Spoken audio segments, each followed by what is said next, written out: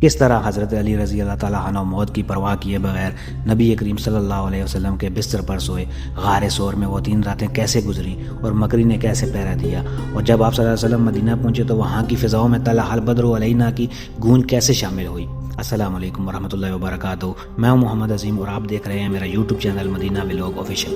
دوستو، آج کی اس ویڈیو میں ہم اس ایمان افروز اور تاریخی سفر کا ذکر کریں گے جس نے انسانیت کی تقدیر بدل کر رکھ دی۔ یہ ذکر ہے ہجرت مدینہ کا، وہ وقت جب مکہ کی زمین مسلمانوں پر تنگ کر دی گئی تھی اور کفار نے معاذ اللہ حضور اکرم صلی اللہ علیہ وسلم کی جان لینے کا ناپاک منصوبہ بنایا تھا۔ اس وقت اللہ کا حکم آیا کہ اب ہجرت کا وقت ہے۔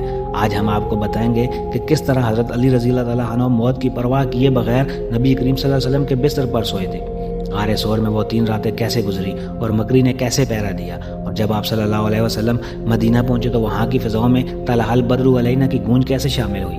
آئیے حق اور باطل کے اس عظیم مورکہ کی مکمل داستان شروع کرتے ہیں۔ دوستو، جب مکہ کے تمام قبیلوں نے مل کر یہ فیصلہ کیا کہ معاذ اللہ کے رسول صلی اللہ علیہ وسلم کو شہید کر دیا جائے، تو اللہ تعالیٰ نے جبرائیل علیہ السلام کے ذریعے آپ صلی اللہ علیہ وسلم کو خبردار کیا۔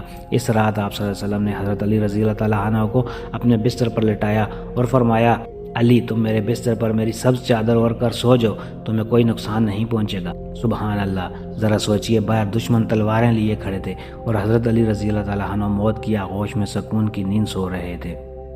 حضور اکرم صلی اللہ علیہ وسلم سورہ یاسین کی تلاوت کرتے ہوئے دشمنوں کے درمیان سے نکل گئے اور ان کی آنکھوں پر ایسی پٹی بندھی کہ وہ دیکھ بھی نہ سکے۔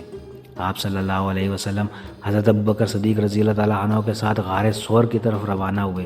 یہ وہ سفر تھا جہاں ہر قدم پر خطرہ تھا، لیکن اللہ تعالیٰ کی مدد شامل تھی۔ جب دشمن غار کے قریب پہنچ گئے تو اللہ نے اپنی قدرت کا کرشمہ دکھایا۔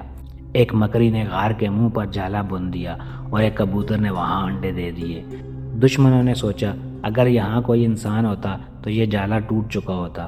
اسی غار میں حضرت ابوبکر صدیق رضی اللہ تعالیٰ عنہ پریشان ہوئے تو آپ صلی اللہ علیہ وسلم نے فرمایا، لا تحزن ان اللہ معنا، غم نہ کرو، بے شک اللہ تعالیٰ ہمارے ساتھ ہے۔ کفار نے اعلان کیا کہ جو محمد صلی اللہ علیہ وسلم کو معاذ اللہ پکڑ کر لائے گا اسے 100 اونٹ انعام دیے جائیں گے۔ سراقہ بن مالک لالچ میں پیچھے آیا، لیکن جیسے ہی وہ قریب پہنچا اس کے گھوڑے کے پاؤں زمین میں دھنس گئے۔ اسے سمجھ آ گئی کہ یہ کوئی عام انسان نہیں بلکہ اللہ کے سچے رسول ہیں۔ سراقہ بن مالک جو 100 اونٹوں کی لالچ میں آپ صلی اللہ علیہ وسلم کا پیچھا کر رہا تھا، جب اس کے گھوڑے کے پاؤں 3 بار زمین میں دھنسے تو وہ کانپ اٹھا۔ اس نے وہیں آپ صلی اللہ علیہ وسلم سے معافی مانگی۔ اللہ کے رسول صلی اللہ علیہ وسلم نے اسے معاف فرمایا اور ایک عظیم پیشگوئی کی کہ اے سراقہ، تمہارا کیا حال ہوگا جب تمہارے ہاتھوں میں ایران کے بادشاہ کسریٰ کے کنگن ہوں گے۔ اور تاریخ گواہ ہے کہ حضرت عمر رضی اللہ تعالیٰ عنہ کے دور میں یہ سچ ہوا۔ سفر کے دوران آپ صلی اللہ علیہ وسلم معبد نامی ایک بوڑھی عورت کے خیمے کے پاس سے گزرے۔ وہاں ایک کمزور بکری تھی جو دودھ نہیں دیتی تھی۔ آپ صلی اللہ علیہ وسلم نے اللہ کا نام لے کر اسے ہاتھ لگایا تو اس کے تھن دودھ سے بھر گئے۔ یہ دیکھ کر وہ پورا خاندان حیران ہو گیا اور اسلام کی حقانیت کو پہچان گیا۔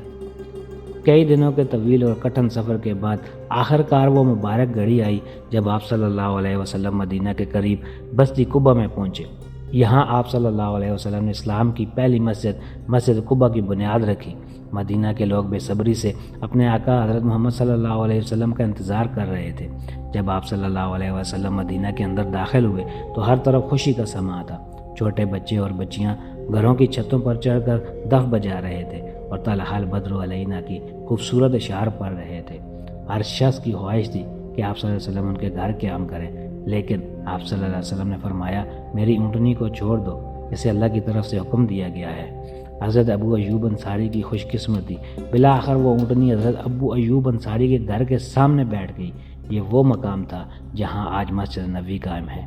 اس طرح ہجرت کا یہ عظیم سفر مکمل ہوا اور مدینہ النبی بن گیا۔ اگر آپ کو میرا یہ آج کا ولاگ پسند آیا تو پلیز ویڈیو کو لائک اور شیئر کرنا نہ بھولیے گا۔ ملتے ہیں ایک اور نیکسٹ روحانی ولاگ کے ساتھ، تب تک اپنے دوست محمد عظیم مدینہ ولاگ آفیشیل کو اجازت دیجیے۔ اللہ حافظ۔